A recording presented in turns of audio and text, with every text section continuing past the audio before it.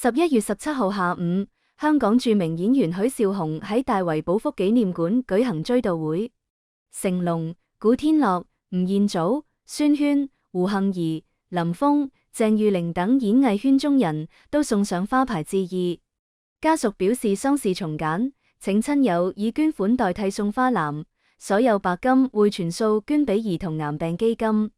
10月28號凌晨2點半，許紹雄因癌症引發多重器官衰竭離世，享年76歲。呢位俾觀眾叫慣歡喜哥 Benz 哥嘅老戲骨，用咗半個世紀嘅演藝生涯，演繹咗角色冇大小呢句說話嘅真正意義。佢嘅離開，亦意味住香港影視黃金年代又少咗一位重要見證人。10月27號，許紹雄病危入院嘅消息一傳出，苗僑偉夫婦、黎芷珊、黃子華、佘詩曼、林峰、吳卓羲、黃宗澤等接近20位藝人相繼趕去醫院探望。嗰陣佘詩曼喺澳門出席活動，被問到許紹雄病情嗰陣，一度忍唔住哽咽落淚，隨即取消原定飛北京嘅工作行程，連夜趕返香港。佢同許紹雄因為使徒行者結緣，戲入面演父女，戲外就認佢做契爺。佘詩曼曾經講過，佢係喺許紹雄身上重新感受到久違嘅父愛。10月28號凌晨，周潤發一身黑衫低調現身醫院，有禮咁向記者揮手，但就婉拒受訪。不過就喺周潤發離開冇幾耐之後，許紹雄離世嘅消息就傳出，由傳出病危到證實離世，前後唔夠24個鐘，呢個消息令所有人都大感意外。11月11號，港台電視31播出許紹雄生前錄製嘅節目《醫生與你》，講飲講食講健康2，呢集亦都成為佢生前最後一次公開訪問。喺節目入面，許紹雄第一次公開自己患癌嘅經過。佢透露，舊年發現自己小便顏色好深，一開始以為係上火，但過咗2個星期情況都冇好轉。佢仲幽默咁講，話自己唯一嘅缺點就係太聽女人話，喺太太一再叮囑之下先去檢查，結果發現尿液帶血，腎臟有陰影，最後確診係腫瘤。好在當時癌細胞未有擴散，許紹雄聽從醫生建議，接受咗腎臟切除手術。手術之後第2日，佢已經可以落床行路，連醫生都話好驚訝。當俾人問到手術有冇影響心情嘅時候，許紹雄好豁達咁講：我當係拍戲啫，既然信得過醫生嘅專業判斷，就唔需要多疑神疑鬼。呢段訪問睇得出許紹雄面對病魔時保持幾咁樂觀，也都令觀眾見到呢位老戲骨最真實嗰一面。但係冇人估到呢段訪問會變成佢留俾世人最後嘅影像。其實許紹雄長期喺唔同社交平台分享生活，但從來冇提過自己患癌。2024年佢密集拍咗多套作品，包括《家族榮耀之繼承者》、《掃毒風暴》、《危險證據》等等。去到2025年9月，仲有甜點媽媽林小河《我愛九龍城》、位列絕命法官4套作品陸續播出。去到76歲高齡，佢仍然維持住幾乎全年無休嘅節奏。2024年一口氣拍足6部作品，平均每日開工超過12個鐘。喺《掃毒風暴》入面，佢堅持拒絕用替身，啲危險場面都要親身上陣。大約半年前，許紹雄返廣州老家時，俾網民偶遇，當時見到佢行路有啲氣喘，要扶住欄杆先企得穩。不過就算身體咁樣，佢都仲係堅持開工。直至離世前1個月，佢喺訪問入面仲講，演戲係佢生命嘅寄託，唔會退休。10月21號，有記者發短信邀請佢做專訪，佢答應咗，但話要排到11月底先有時間。呢條短信從側面證明，喺佢走之前大約1個星期，許紹雄嘅狀態睇落好似仲算可以，仲喺度安排之後嘅工作。佢嘅敬業態度喺圈內可以話有目共睹。導演蘇萬聰形容佢係百搭天才，乜角色到佢手上都演得貼晒地，自然又順。更加難得嘅係，佢從來唔擺前輩款，對後輩一向好照顧。導演李少紅都講過，合作嘅時候完全睇唔出佢有病，每日都精神奕奕。佢一向報喜不報憂，呢種性格令到佢即使喺病痛當中，都唔想為人添麻煩。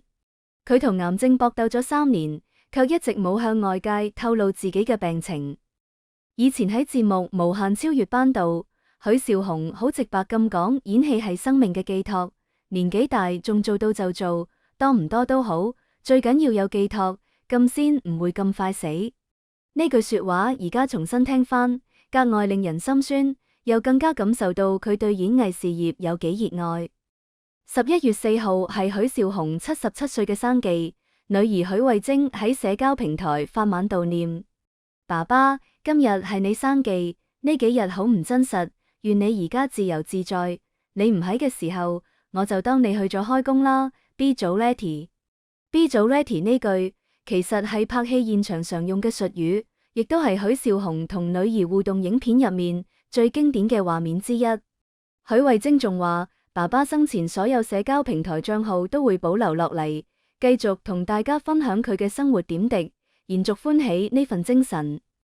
11月11號，許慧晶再發文交代追悼會詳情，多謝大家咁多日嘅關心同留言，知道網上有好多支持爸爸嘅朋友，專程安排嚟香港送佢最後一程，我哋成家人都好感恩你哋對佢嘅愛護。家屬安排11月17號下午4點至5點。作為公眾弔唁時段，但出於對先人同賓客嘅尊重，靈堂內嚴禁拍攝同直播。許紹雄1948年11月4號喺香港出世，1972年喺第一期無綫電視藝員訓練班畢業之後加入 TVB。1974年，佢同許冠文、許冠傑兄弟一齊主演電影《鬼馬雙星》。之後50幾年入面，佢喺300多部影視作品當中，甘願長期做綠葉。1983年，佢喺 TVB 版《射雕英雄傳》入面飾演江南七怪之一妙手書生朱沖，呢個角色係佢第一次正式走入內地觀眾視線。1999年，佢喺電影《暗戰》裏面演劉青雲嘅上司黃啟發，憑住呢個角色入圍香港電影金像獎最佳男配角。2012年，佢喺萬千星輝頒獎典禮攞到傑出演員大獎。2013年憑《My Sing Lady》入面嘅鄉事男攞最佳男配角，2014年再憑《使徒行者》入面尋歡喜一角奪得最受歡迎電視男角色，一連3年攞獎，進一步鞏固咗佢金牌綠葉嘅地位。《使徒行者》裏面嘅歡喜哥，亦都成為佢最具代表性嘅角色。呢個表面好好先生嘅茶餐廳老闆，實際上游走黑白兩道，佢嗰句做人嘛，開心最重要，更變成流行語，深入民心。許紹雄出身廣州高第街許地，家族背景相當顯赫，祖先許拜庭係當年4大鹽商之首，太公許應奎官至禮部尚書、閩浙總督，官封一品，仲獲賜可以喺紫禁城入面騎馬。叔公許崇智係國民黨元老，參與創辦黃埔軍校，曾經出任粵軍總司令。佢姑婆就係魯迅夫人許廣平。不過雖然家世咁顯赫，許紹雄從來冇拎呢啲身份出嚟炫耀。佢曾經坦白講：我哋家族好大，有10幾宅，我哋只不過係其中一宅。呢啲背景對我影響唔算太大，日子始終都要靠自己拼返嚟。1977年，許紹雄係香港藝人之中第一個買奔馳車嗰個，當年一架 Benz 嘅價錢夠喺香港買一棟豪宅，所以大家開始叫佢做 Benz 雄。呢個外號一路跟住佢成個演藝生涯，甚至後來變成咗佢嘅英文名。1985年，許紹雄去新加坡演出，喺當地電視台至到而家太太龍嫣，拍拖7年之後，1992年結婚，嗰陣佢已經43歲。佢成日讚太太佢比我能幹好多，學歷高，人又靚，我都唔明點解佢會肯嫁俾我，只可以話係我行運好，佢嗰陣行運差。婚後兩公婆生咗女兒許慧晶，至於太太上一段婚姻帶住嚟嘅12歲大仔，許紹雄就當親生咁錫。我突然多咗個仔，你話幾好啊？我又唔使經歷最辛苦嗰段換尿片、餵奶嘅日子，佢又肯叫我做爸爸，我早就當佢係自己個仔。佢到49歲先迎接女兒出世，老來得女令佢特別錫女，花咗幾百萬幫女兒投資咖啡店同蛋糕店。女兒出嫁嗰陣，佢專登搞咗一場盛大婚宴，請晒圈中好友到場見證。女婿係香港科技大學碩士，喺銀行返工，一家人感情好好，經常一齊出嚟食飯聚會。喺香港演藝圈入面，許紹雄嘅人緣可以話係出名好。佢病危期間，圈中好多好友都放低手頭上工作，專登趕去醫院探佢。苗僑偉同戚美珍夫婦多次入病房探望慰問，陪住家人一齊照顧。好友黎芷珊亦經常守喺病床旁邊，幫手處理唔同事宜。許紹雄離世之後，苗僑偉喺社交平台貼出兩人合作舊照，配晚一路好走，老友。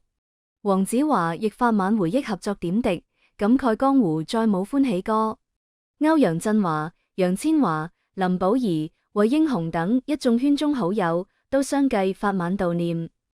去到11月17號追悼會，成龍、古天樂、吳彥祖、孫軒、胡杏兒、林峰等一班明星都送上花牌致哀。靈堂外面擺滿圈中好友送嘅花牌，陣容堪比一場 TVB 大聚會，可見佢喺圈中嘅份量同人緣。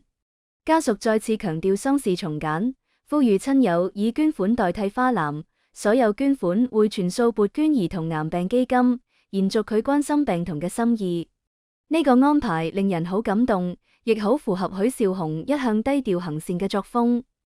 2025年11月17號下午，追悼會喺大圍寶福紀念館舉行，翌日11月18號朝早大殮儀式之後出殯，靈柩隨即送往火化。一代綠葉王嘅人生，以最樸實低調嘅方式畫上句號，但喺大家心入面，卻留下咗一個永遠抹唔走嘅印記。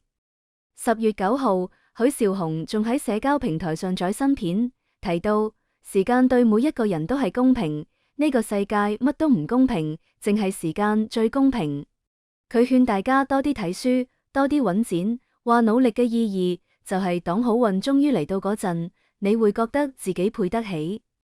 生前佢仲講過，做人簡簡單單就夠，只要身體健康，開開心心就好，其餘嘢就順其自然。求而不得係常態，你想要嘅未必一定攞到，唔代表一定係遺憾。就算件事有幾大，捱多3年，回頭睇都會變成小事。呢啲聽落好簡單嘅人生體會，如今再回味，變得特別珍貴。佢用咗76年人生，示範咩叫簡單生活，咩叫認真做事，咩叫豁達面對一切。許紹雄離開之後，Wild 喺播出佢主演嘅《絕命法官》前，加上永遠懷念半世紀經典許紹雄畫面向佢致敬。無綫電視亦以歡喜永在許紹雄作為節目標題，重播佢生前參演嘅作品，包括2002年電影《新紮師妹》同2017年劇集《使徒行者2》。由《射雕英雄傳》入面嘅朱沖，到《暗戰》嘅黃啟發，由《溏心風暴》嘅譚日瑤，到《使徒行者》嘅歡喜哥，許紹雄每一個角色都帶住濃濃人情味，唔係一式一樣嘅光環人設，反而好似真係喺街邊行出嚟嘅人物。佢演好人嗰陣，好似住喺隔籬嘅叔伯，親切又冇距離；演壞人嘅時候，又可以狠得入肉。許紹雄把好多生活入面嘅細節，悄悄放入每一個角色入面，令到啲角色好自然咁走入觀眾記憶。有網民話，許紹雄演足一世人配角，但喺我人生入面佢係主角。嗰啲年頭，我哋守喺電視機前面嘅夜晚，睇佢演老豆鬧仔女，會諗起自己爸爸；睇佢演大佬講義氣，又會為友情眼濕濕；睇佢演啲囉囉嗦嗦嘅長輩，又會突然好掛住屋企啲老人家。許紹雄離世，唔單止令無數觀眾感慨一個年代正式落幕，更加因為呢場打破傳統嘅告別儀式，引起大家對生命尊嚴同社會責任嘅反思。佢喺生嘅時候帶俾觀眾無數歡笑，走咗之後又為患病兒童留下一份心意。呢份跨越銀幕嘅大愛，一定會一直閃耀落去。2025年 TVB 已經有9位資深藝人先後離開。許紹雄嘅離去，令香港影視黃金年代再一次少咗一塊重要拼圖。不過喺啲角色入面留低嘅歡笑同感動，以及嗰班前輩身上嗰種堅守同溫度，都會永遠停留喺大家一次又一次重溫嘅光影之中。11月17號，黨追悼會裏面奏起哀樂，親友們逐一送上最後告別嘅時候，歡喜哥呢個故事終於畫上句號。但佢留低嘅經典角色，佢演繹出嚟嘅歡喜精神，同埋佢一生堅守嘅敬業態度，會一直活喺觀眾心裏面。做人嘛，開心最重要。呢句台詞成為許紹雄留俾世人最好嘅一份禮物。願天堂再冇病痛，願歡喜哥一路好走，願佢嘅歡喜精神永遠流傳。你仲記唔記得自己最深刻係佢邊一個角色？歡迎喺留言度分享你同歡喜哥嘅回憶，記得 like 同訂閱，我哋下條片再見。